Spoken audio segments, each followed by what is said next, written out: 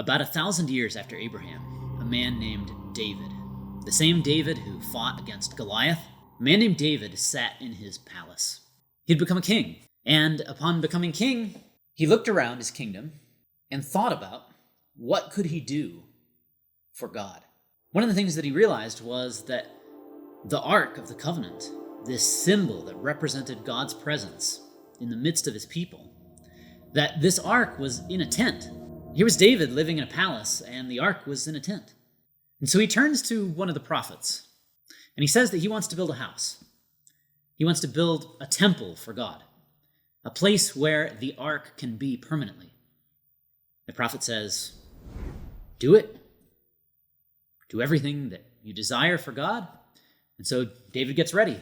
But later on, the prophet receives a message from God saying, no, in fact, God doesn't want that house. At least, he doesn't want David to make that house.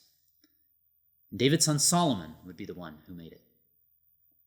But there was more to the message. The prophet comes to David and says, you're not going to make the house. Your son will. And God will make you a house. In fact, he says, God isn't just going to make you a house, he's going to make you a family. Just like the promise made to Abraham had to do with his descendants, David is now given a similar promise, but it was about his descendants and the throne, not the land this time, not blessing the world, but the throne of the kingdom. David was told that he would have a son who would sit on his throne. And interestingly enough, this son wouldn't just reign over the kingdom of David, but he would reign forever on David's throne. He would build a house for God, and he would be God's son. David is astonished with this promise. And yet, what about the promise to Abraham?